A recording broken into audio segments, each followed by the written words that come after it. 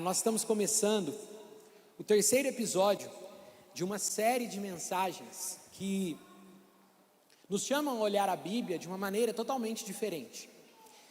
Não apenas como códigos e regras humanas que ficaram datados na história e por isso não falam mais conosco hoje. A Bíblia ela não é um livro que em algumas partes ela é uma mensagem de Deus para nós. A Bíblia toda é uma mensagem de Deus para nós. A Bíblia, na verdade, ela é um convite para que eu e você olhemos para a grande história de Deus, para a história que Deus tem conduzido, para a história que Deus tem feito. E como eu e você, em meio a bilhões e bilhões de pessoas que já passaram por esse mundo e nos deixaram, daqueles que ainda estão aqui, como eu e você encontramos o nosso lugar nessa grande história. Você não está vivo apenas para trabalhar, ganhar dinheiro, cuidar da sua família e deixar esse mundo. E quando você deixar, você vai voltar a ser pó, né? Como diz o texto de Gênesis, e pronto, e acabou. Não, a nossa vida não se resume a isso aqui. A nossa vida faz parte de uma grande história. E todo ser humano que já pisou neste mundo está inserido nessa grande história. A questão é de qual lado, e é isso que nós estamos falando. Um monge hindu disse o seguinte: eu não consigo entender como vocês, missionários, apresentam a Bíblia a nós na Índia como um livro de religião. Não se trata de um livro de religião. E de qualquer forma, nós temos inúmeros livros religiosos na Índia. Não precisamos de mais um. Eu encontro na Bíblia uma interpretação única da história universal. A história de toda a criação e de toda a raça humana. E, portanto, uma interpretação única da pessoa como um ator responsável na história. Isto é único. Não há nada na literatura religiosa do mundo que se coloque ao lado disso. E como nós somos ansiosos, né? Geralmente a gente gosta de ir nos filmes, nas histórias, para o clímax, para o final da história, para saber o que deu certo, se o mocinho ficou com a mocinha, né? Se deu certo, se ele venceu o vilão da história. Nós fazemos isso talvez com filmes e livros. E também na grande história, muitas vezes a gente enfoca o clímax. Nós estamos há 2 semanas aí de celebrarmos a Páscoa. E a Páscoa, sem dúvida, é o clímax dessa grande história. É o ponto alto da grande história. Quando Cristo Jesus, o Deus homem, se entrega na cruz do Calvário por pecadores para redimir aqueles que haviam se afastado do Senhor. Aqueles que estavam debaixo da ira de Deus. Esse é o clímax da história. Mas nós não podemos entender bem o clímax se não entendermos a história toda. Eu e você não podemos entender como a grandeza, a necessidade, a razão da cruz, sem entendermos essa grande história que começa em Gênesis, passa por todo o Antigo Testamento e termina lá em Apocalipse. Deus escolheu se revelar através de um livro, a Bíblia. Os 66 livros que temos na palavra de Deus são a revelação do nosso Deus. Estão neles aquilo que o Senhor tem a compartilhar para mim e para você. Pense nessa grande história como um óculos para a vida. Semana passada eu usei um exemplo, né? Quem usa óculos aí, quem tem, por exemplo, um grau maior de miopia, sabe, por exemplo, né? Sabe que sem o óculos as suas tarefas diárias ficam comprometidas, né? Se você não está com óculos, você não consegue fazer bem as coisas, porque você não enxerga. O óculos te ajuda a enxergar com clareza e conseguir entender o que está à sua volta.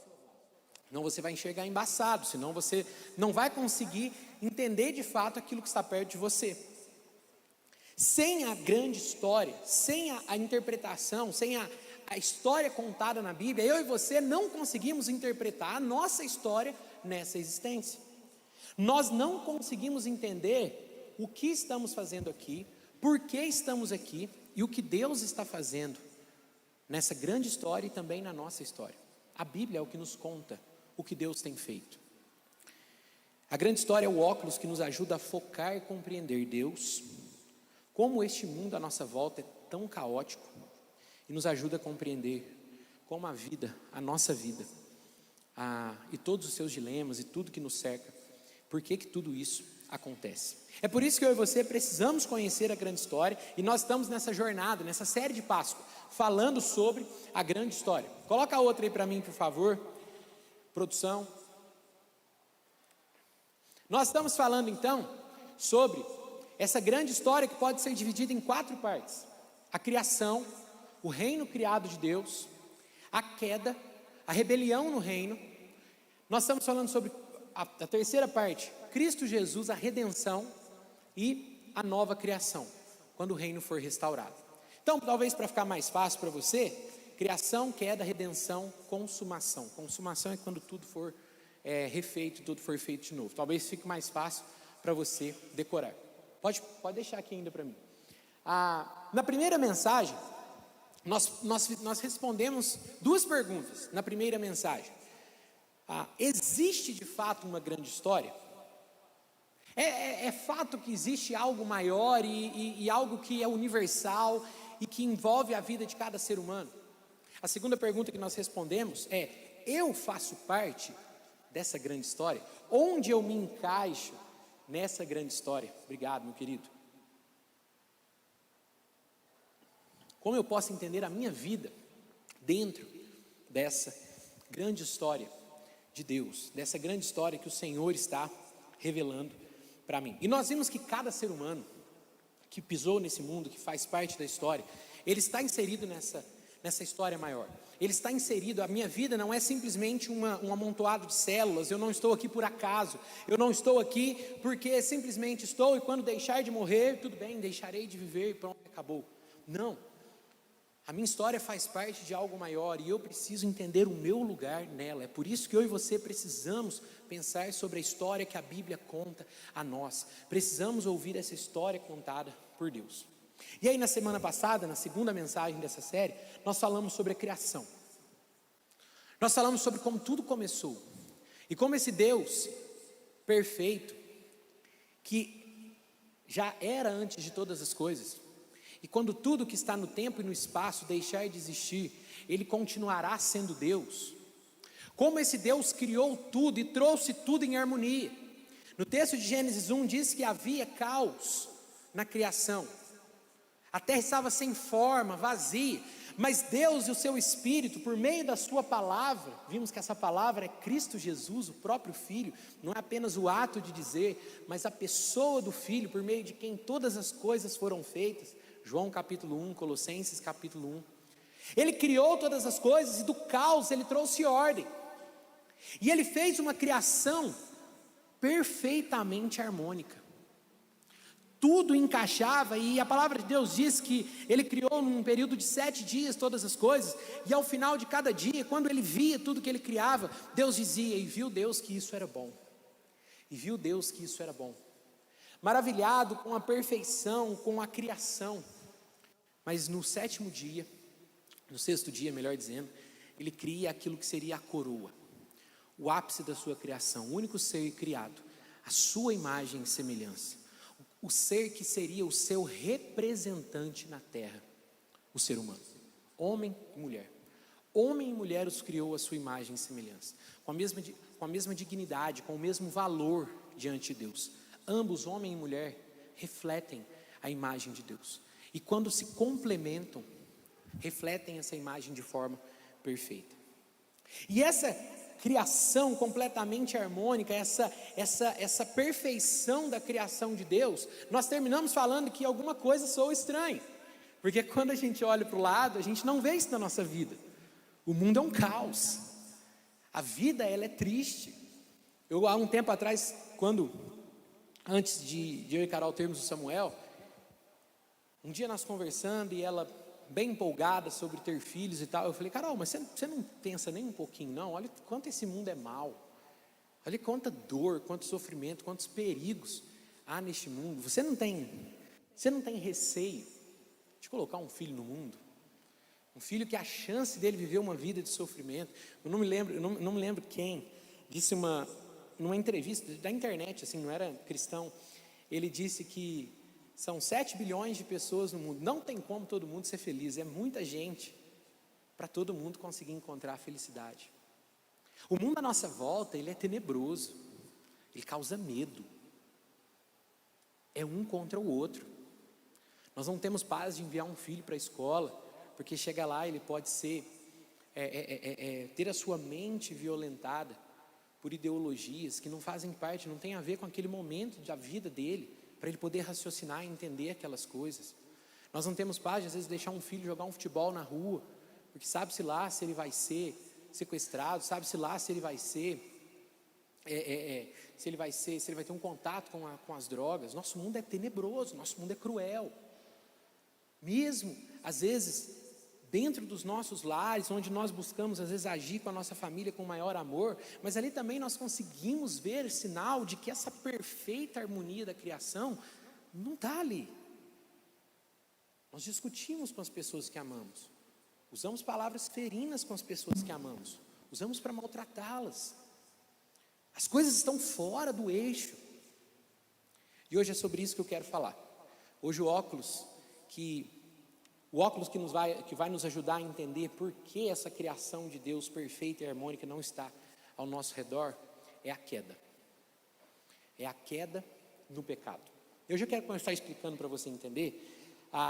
Essa expressão, né, a queda, ela foi cunhada há muito tempo na história da igreja, não sei por qual teólogo agora, que a ideia é que o seguinte: quando eu e você hoje falamos sobre santidade, sobre viver uma vida para Deus, o que nós pensamos?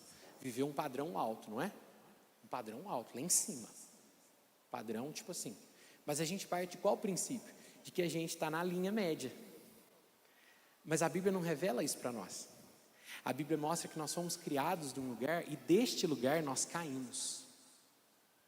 Nós caímos do lugar que fomos criados por Deus. Então hoje nós não conseguimos ser humanos como Deus nos criou para ser. Nós construímos, mas nós destruímos. Nós amamos, mas nós odiamos. Nós nos alegramos, mas nós nos entristecemos.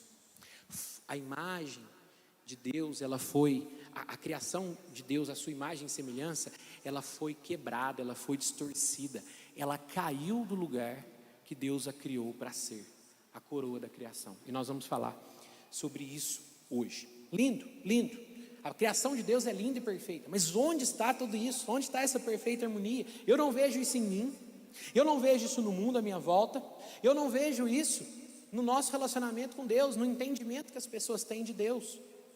Eu até consigo ver a criação feita por Deus ao meu redor, mas é cruel e tantas vezes inimiga de nós, não é mesmo?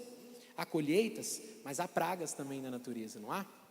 Há doenças, há secas agonizantes, mas há chuvas torrenciais, devastadoras, há tsunamis, terremotos. Eu estou aqui, eu consigo me ver como uma criação e racionalmente não faz sentido eu ser um amontoado de células ou uma evolução de milhares e milhares de anos, sem pé nem cabeça. Mas mesmo que eu esteja aqui, é tudo uma bagunça. Eu amo, odeio, sou feliz, sofro. Meu coração e minha mente estão confusos, sem conseguir entender o que acontece à minha volta. Meus relacionamentos, alegres e tristes, edificantes e destruidores. A minha vida também está essa bagunça. A nossa vida, nosso pensamento, a nossa mente e coração. Nem mesmo Deus, eu consigo saber ao certo, com convicção no meu coração, se Ele está vivo, por mim mesmo. Se me ouve quando oro, se me ajuda quando peço, se Ele é esse Deus amoroso, por que tanto mal à nossa volta? Se Ele é tão poderoso, por que não acaba com o mal de uma vez? Vemos embaçado, vemos a vida distorcida, como um espelho sujo, que nós vemos fragmentos, mas não vemos a imagem completa e perfeita. Nossa vida neste mundo é marcada por esse conflito entre a criação, que foi estragada por algo.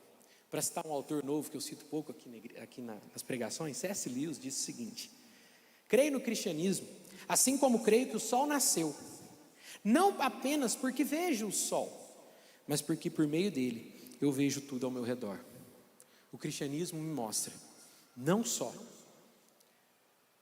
as coisas ao meu redor, aquilo que Deus está fazendo, mas ele me ajuda a entender a mim mesmo, ele ajuda a entender esse mundo caótico, ele ajuda a entender a minha história dentro dessa grande história. O cristianismo é a história contada por Deus. Abre a sua Bíblia em Gênesis capítulo 3, versículo 1, e vamos falar um pouco sobre essa queda no pecado. Gênesis capítulo 3, versículo 1. Semana passada nós não falamos sobre todos os versículos de Gênesis capítulo 1 e capítulo 2, mas nós falamos sobre a maioria deles, né? Vimos tudo o que aconteceu nos 2 primeiros capítulos da Bíblia, e agora vamos ler o 3º capítulo da Bíblia.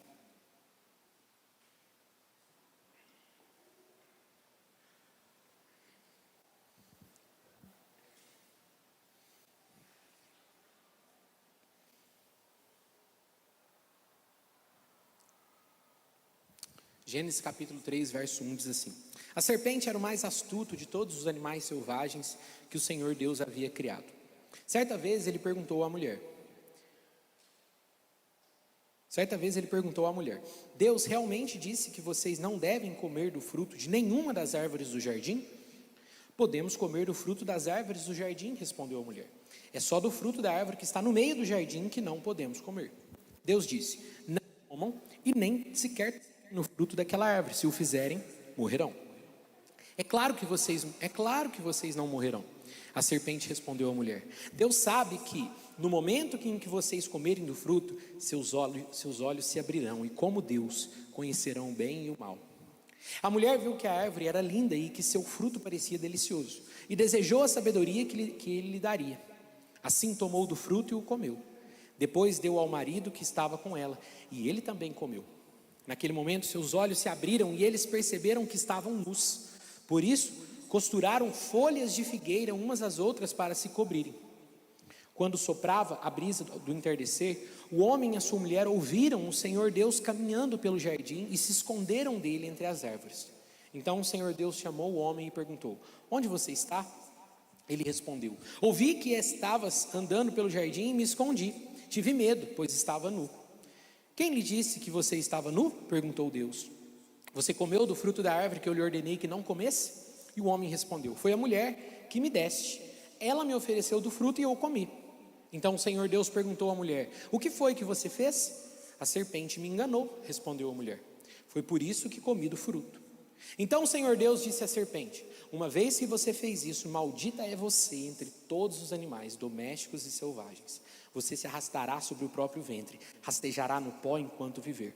Farei que haja inimizade entre você e a mulher, entre a sua descendência e a descendência dela. Ele lhe ferirá a cabeça e você lhe ferirá o calcanhar. À mulher ele disse: farei mais intensas as dores de sua gravidez, e com dor você dará à luz. Seu desejo será para o seu marido e ele a dominará.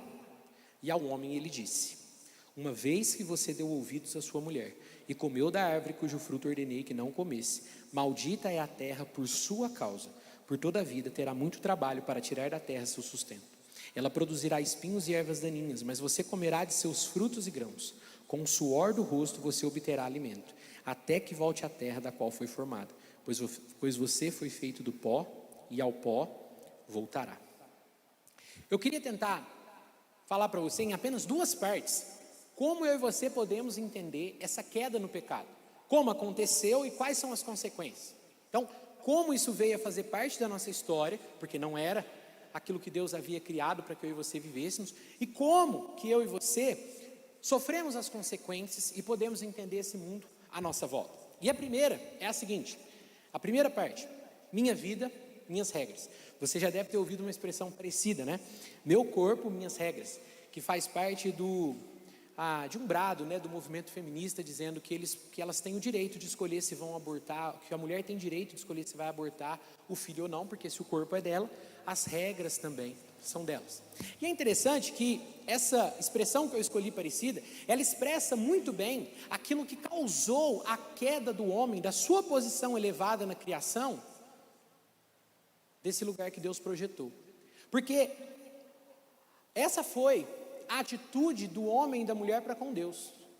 Se é a minha vida, são também as minhas regras. Eu decido o que fazer. Eu decido como eu vou conduzir a minha vida. A partir do momento que Adão e Eva decidem comer do fruto da árvore que Deus havia ordenado, não comam desse fruto, eles tomam uma decisão: vamos viver de forma independente do nosso Criador. Nós sabemos o que é melhor para nós. E é interessante porque assim,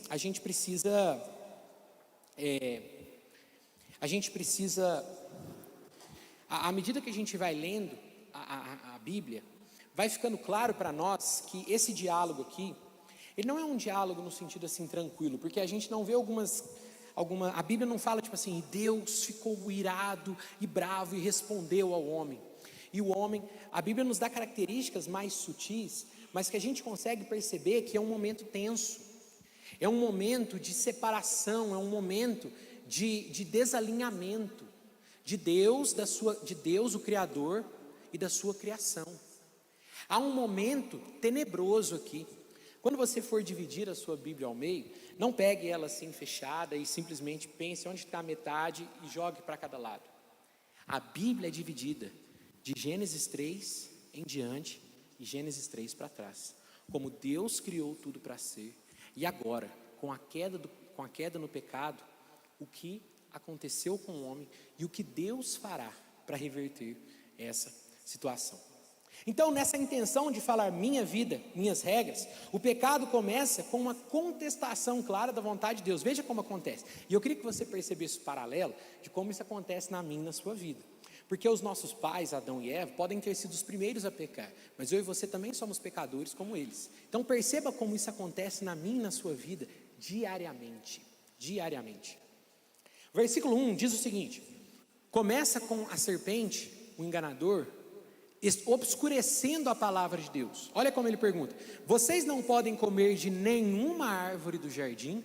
Ou seja, que maldade, como Deus coloca vocês nesse jardim e não deixa que vocês comam das árvores. E como que Deus não deixa vocês serem felizes? Como que Ele não deixa vocês aproveitarem a vida?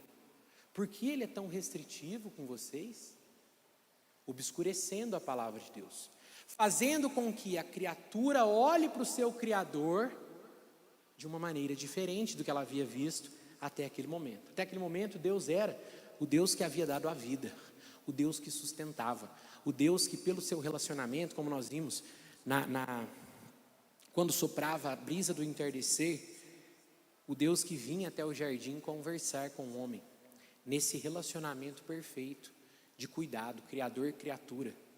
Agora, Satanás está obscurecendo isso na visão de Adão e Eva. Versículo 4. Então, primeiro, versículo 1, obscurecendo a palavra de Deus. Versículo 4, contestando a palavra de Deus. É claro que vocês não morrerão se vocês comerem desse fruto. É claro que vocês não morrerão. Pelo contrário. Agora ele distorce a palavra de Deus. Vocês serão como Deus. Vocês terão a capacidade da própria satisfação. Então veja, obscurece a palavra de Deus, contesta a palavra de Deus, depois distorce a palavra de Deus, para por último no versículo 6, desejamos, e aí nós, seres humanos, desejamos viver de fora da palavra de Deus. Caímos no conto da carochinha. Esse é o processo da tentação diária que eu e você sentimos. Nós olhamos para Deus e falamos assim: nossa, mas por que eu não posso viver isso na minha vida? Por que eu não posso ter esse prazer? Por que eu não posso me dar o direito? Eu estou tão cansado, eu trabalho tanto, a minha vida tem tido tantas dificuldades. Por que eu não posso ir lá e fazer isso? Por que eu não posso fazer aquilo? Nossa, Deus é muito severo. Não, eu fazer isso aqui não é problema não. Contestando a palavra de Deus. Primeiro obscurecendo, segundo contestando, terceiro distorcendo. Não, na verdade, se eu fizer isso, vai me trazer alegria. Na verdade, se eu caminhar por essa direção aqui, eu vou encontrar mais felicidade, eu vou estar melhor. E aí, por último, nós desejamos viver fora da palavra de Deus. Nós queremos ardentemente viver o que o pecado nos dá. Eu queria que você entendesse, já desde o começo, que isso não é uma opinião minha. Isso é o que a grande história nos conta sobre a nossa queda no pecado. Somos eu e você no mesmo barco. Nós temos o nosso coração. Nós temos no nosso coração esse desejo de obscurecer, de contestar e de viver pelos nossos próprios desejos. Gênesis capítulo 2, versículo 15, olha que interessante, Deus havia dito assim: coma à vontade de todas as árvores do jardim, exceto da árvore do conhecimento do bem e do mal. Se você comer desse fruto, com certeza morrerá. Então veja que interessante, nós precisamos entender aqui que Deus, Ele coloca o homem no jardim e dá uma palavra direta para ele: não coma da árvore do conhecimento do bem e do mal. Tem uma coisa interessante aqui que depois você pode ver, no capítulo 2 diz que Deus coloca no centro do jardim a árvore da vida. E a mulher responde à serpente aqui no versículo 2: podemos comer do fruto da árvore, só da árvore que está no meio do jardim. A mulher se engana, a árvore que estava no meio do jardim não era a árvore do conhecimento do bem e do mal, era a árvore da vida. Duas árvores: a árvore da vida, que você vivia eternamente, que ela volta a aparecer lá no livro de Apocalipse, e a árvore do conhecimento do bem e do mal, que era aquela que Deus tinha dito: não coma dessa árvore. Deus olha para Adão e Eva e diz assim: ó, não comam dessa árvore. Então veja, não há possibilidade de Adão escolher se ele poderia ou não comer. O fato da árvore estar ali era uma provação, era uma prova, né, nesse sentido assim, de provar, de testar a obediência do homem, mas não havia opção da parte de Deus se ele poderia comer ou não. Qual que é a palavra de Deus? Não coma. Adão nunca teve liberdade de escolher se ele poderia ou não escolher, se ele poderia ou não comer. Deus já disse desde o princípio: você fará isso. Por quê? Criador e criatura. Qual que é o quadro que nós precisamos pintar aqui? Nós por conta da queda no pecado, perdemos a noção de quem é Deus. E nós às vezes tratamos Deus como igual. Nós às vezes tratamos Deus, como vocês vão ver, como Caim no capítulo 4, quando chega Deus para ele e fala assim: onde está o teu irmão?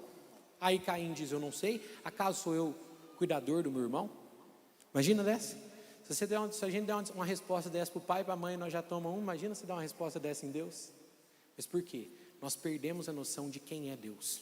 Aqui há uma coisa muito interessante, porque Adão sabia bem, Eva foram criados numa situação que eles sabiam bem quem eles estavam contestando. Então não é simplesmente uma travessura de criança: pô, vou lá pegar o doce que a minha mãe falou para eu não pegar, porque só pode comer depois da comida, só pode comer depois do almoço ou da janta. Não, é uma decisão deliberada de enfrentar o Criador, aquele que havia feito tudo de forma perfeita, trazido ordem ao caos. Eles olharam para o Senhor e disseram: o que o Senhor tem para mim não é melhor, eu seguirei a minha vida. Adão olhou para uma ordem direta de Deus e disse assim: não cumprirei. A rebeldia, a independência é o grande pecado de Adão e Eva. Essa vontade, esse desejo de viver independentes do seu Criador, como senhores da própria vida. Veja a tentação da serpente: não é verdade, vocês não morrerão. Na verdade, quando vocês comerem, vocês serão como Deus, conhecedores do bem e do mal. Vocês serão como Deus, capazes de dirigir o próprio destino. Então, tem uma frase muito interessante de um grande homem de Deus que ele diz assim: a serpente usurpou o lugar do homem. O homem tinha sido colocado como coroa da criação, como aquele que era responsável pelo jardim.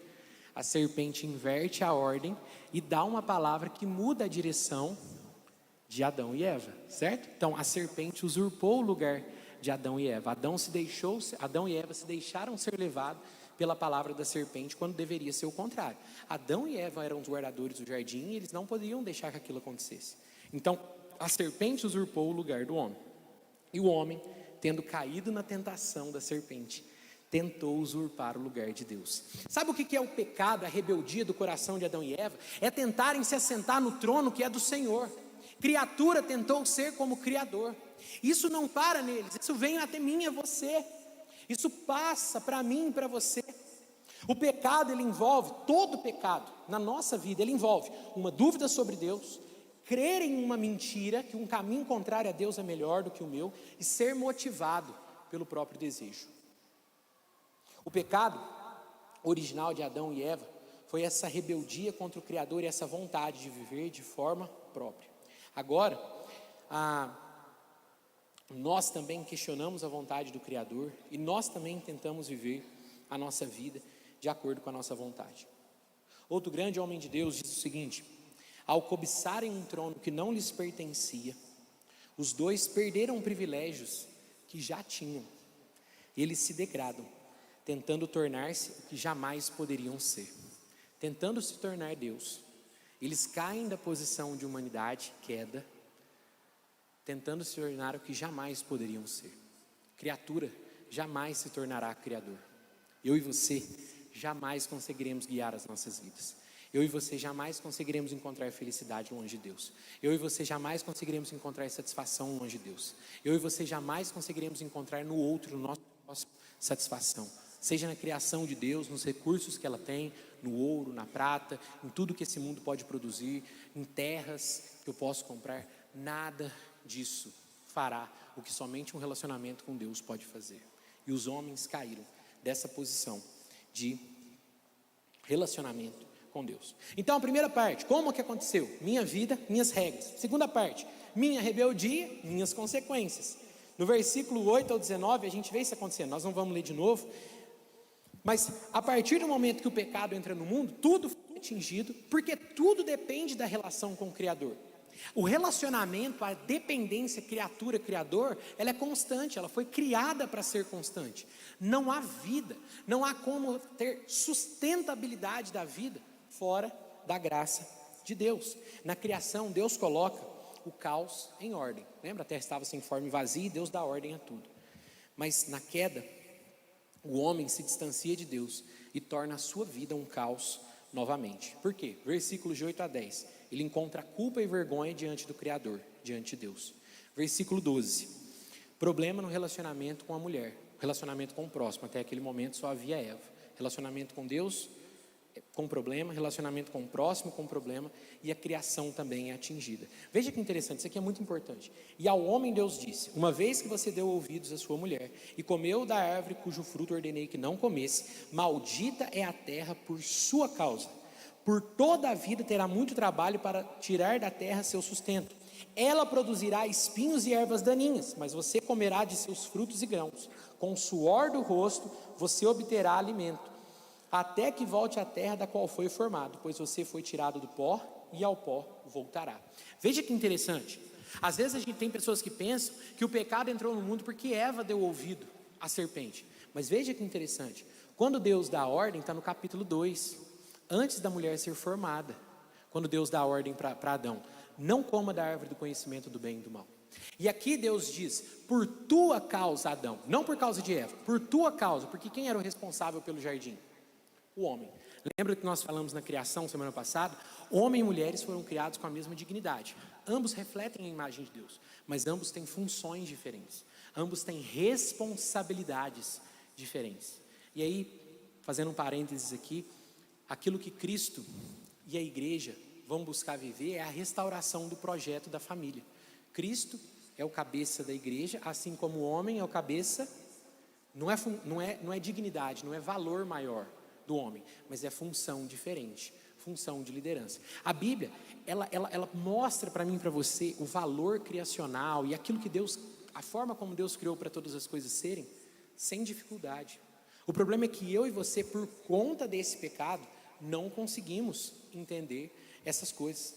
Agora, as consequências são todas nossas. Se você ler de Gênesis capítulo 1 até Gênesis capítulo 11, você vai ver que é Deus mostrando o quanto a maldade do homem cresceu. Se você depois abrir lá em Gênesis capítulo 6, versículo 5, um pouquinho antes de Deus chamar Noé para construir a arca, ele diz assim: Deus viu que a maldade do homem se multiplicou sobremaneira. Era mal todo o desígnio do coração do homem.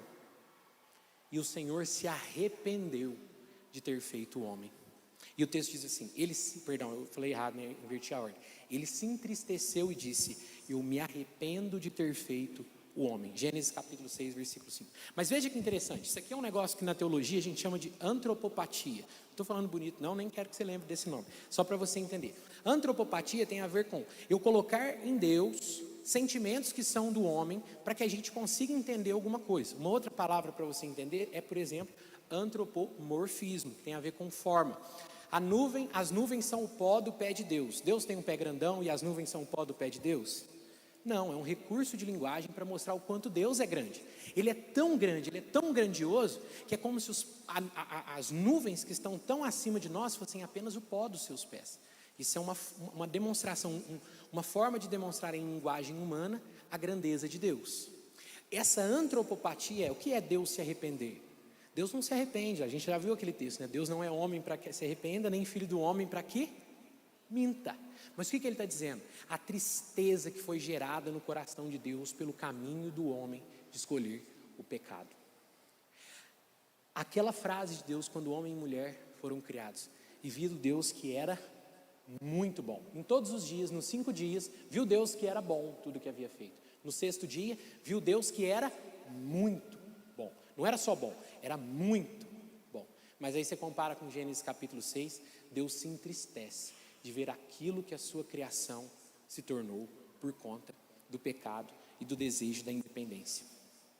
A minha rebeldia, minhas regras. A doutrina que nos ajuda a entender a situação do homem após a queda é a doutrina da depravação total. A depravação total nos ensina que nós não conseguimos nos relacionar bem com a natureza, com a criação de Deus e com as pessoas ao nosso redor. Não conseguimos nos relacionar com nossos irmãos como semelhantes, criados por Deus, e não conseguimos nos relacionar nem mesmo mais com o próprio Criador. Nós estragamos tudo e decidimos viver de forma independente de Deus. A depravação total, ela não diz que eu e você não podemos fazer alguma coisa boa. Você pode fazer alguma coisa boa, mas ela diz que você não consegue reverter a situação do seu coração, transformar o seu coração de inclinado para o mal em um coração inclinado para Deus. Então isso aqui é muito importante, porque ela fala sobre uma condição humana. Ela fala sobre uma condição na qual eu e você nos encaixamos. Lembra? A grande história mostra como eu e você nos encaixamos dentro dessa história maior. Nós somos insatisfeitos, somos infelizes, incompletos, incapazes de fazer alguma coisa por nós mesmos. Nós vivemos desesperados por algo que supra essa carência. Vivemos nos enganando a procurar distante do Senhor o que só teremos com Ele, num relacionamento com Ele, assim como Adão e Eva fez. Nós somos levados a duvidar de Deus, crer em uma mentira, a mentira do nosso próprio coração, e motivados pelos nossos próprios desejos. Nós somos exatamente como um carro desalinhado. Quem dirige sabe que um carro desalinhado, você não pode soltar o volante. Por quê? Porque ele vai para o lado do desalinhamento dele, não é? Ele não tem escolha. Agora, se ele estiver alinhadinho e você estiver numa pista que não joga o carro para o lado, né? Pensando numa ilustração, o carro vai certinho, não vai? Porque ele está alinhado. O meu e o teu coração não é mais alinhado para Deus. Como eu disse, não é que você não pode fazer uma ou duas coisas boas. É que eu e você não podemos pensar assim: eu tenho um bom coração, o meu coração é bom. Não, o meu coração, ele é mau. É mau todo o desígnio do coração do homem. Nós nos distanciamos de Deus e caminhamos, vivemos a nossa vida dessa forma. Vou ler alguns versículos aqui para você. Jeremias capítulo 17, versículo 9 diz assim: o coração é mais enganoso que qualquer outra coisa e extremamente perverso. Quem de fato sabe o quanto é mau? Isso aqui não é uma visão pessimista da vida. Jeremias não tinha baixa autoestima. Jeremias está sendo usado pelo Espírito Santo para mostrar para mim e para você quem nós somos. Quem sabe de fato o quanto é mal. Não se apoie no tempo que você tem de igreja. Não se apoie no fato de que um dia você conseguiu fazer uma coisa boa ou outra. Que eu não me apoie no fato do quanto eu conheço ou deixo de conhecer da palavra de Deus, pelo quanto eu conheço de teologia. Que eu e você saibamos, o nosso coração é enganoso e ele pode nos distanciar de Deus. Ele não só pode, como ele vai nos distanciar de Deus. A história da Bíblia, de todos os homens, mas cerca de 40 homens foram usados por Deus. Elas estão ali para mostrar que eu e você jamais conseguiremos nos salvar. Somente Jesus seria a salvação para mim e para você. A doutrina da depravação total nos ensina que somos incapazes de mudar essa condição do nosso coração, incapazes de resolver o problema. Efésios capítulo 2, versículo 1: vocês estavam mortos por causa da sua desobediência e dos muitos pecados nos quais costumavam viver com o resto do mundo, obedecendo ao comandante dos poderes do mundo invisível. Ele é o Espírito que opera no coração dos que se recusam a obedecer. Todos nós vivíamos desse modo, seguindo os desejos ardentes e as inclinações da nossa natureza humana. Éramos, por natureza, merecedores da ira, como os demais. É por isso que eu falei que a gente precisa entender que Gênesis capítulo 3, embora não tenha uma palavra tipo assim, Deus está virado, ali há um rompimento, criatura, criador. E esse rompimento é tão sério, que nós vamos entender ele somente semana que vem, quando falarmos sobre a redenção. Só lá na frente, no progresso da revelação, à medida que Deus vai revelando a sua vontade, quando chega no clímax da história, é que eu consigo entender a gravidade de Gênesis capítulo 3. Porque ele mostra a mim e a você o quanto o nosso coração está distante de Deus e do que Ele criou para nós. Então, eu e você vivemos na seguinte condição: minha vida, minhas regras. Mas também nós vivemos na condição: minha independência, minhas consequências. Eu queria que você, e é interessante porque essa série de mensagens, assim como semana passada, hoje, por exemplo, parece que não tem, é como se não tivesse um final. É como se não tivesse um final que apontasse logo para a solução do problema. Mas veja, nós estamos construindo a ideia. Nós estamos construindo a ideia e essas 4 mensagens fazem parte de uma coisa só. O que eu queria que hoje você entendesse, assim como eu terminei a mensagem da semana passada, dizendo a você que pense nisso. Semana passada eu disse, pense nisso, como uma criação tão perfeita e harmoniosa se tornou nesse mundo cheio de caos que a gente vive. Mas hoje eu queria que você perguntasse, hoje eu queria que você pensasse, como esse mundo caótico que eu vivo ainda não foi destruído totalmente por Deus. Porque se um Deus tão bom e criador, que, lembrando de algo também que eu disse semana passada, Deus não nos criou porque Ele era um velhinho no lar de idosos sem ter ninguém para conversar. Deus nos criou porque Ele queria compartilhar com as suas criaturas a alegria da vida, a graça de viver. Pense um Deus tão benevolente, tão cheio de amor, tão incomparável, porque Ele ainda não nos destruiu, sendo que nós vivemos de forma tão arrogante e independente desse Deus. Por que Ele ainda continua? Por que Ele ainda permanece nos dando a oportunidade e a chance de um recomeço? É por isso que eu queria orar por você. Eu queria que nessa noite você orasse ao Senhor e sem medo de estar exagerando, ou sem medo de estar pensando, ouvindo apenas um homem falando aqui na frente, mas diante da grande história que a Bíblia tem nos contado, eu queria que você orasse ao Senhor, reconhecendo que, assim como disse Blaise Pascal, há no homem um vazio do tamanho de Deus. Nada em nossas tentativas de conduzir a nossa própria vida vão nos fazer chegar lá. Queria que você pedisse ao Senhor nesse momento perdão pelos seus pecados, por aqueles que têm feito você duvidar de Deus, crer em uma mentira e viver impulsionado pelos seus desejos. Esqueça que eu estou aqui na frente. A sua preocupação não é comigo, mas é com aquele que te deu a vida. É com aquele que tem sustentado a sua vida. Eu gosto muito do Salmo 4, ele me põe muito no meu lugar quando ele diz assim, quando Davi diz: deito, me pego no sono e acordo, porque o Senhor me sustenta. Você acordou hoje porque o Senhor te sustenta. Como você tem lidado com os seus pecados? Você tem olhado para os seus pecados da perspectiva de que você olha, quando você decide pecar, você olha para o Criador que te deu a vida e que te sustenta e diz assim: eu tenho algo melhor para mim mesmo. Não quero ouvir a tua voz. Se você ainda não tem feito isso, eu queria que você orasse, pedisse isso a Deus.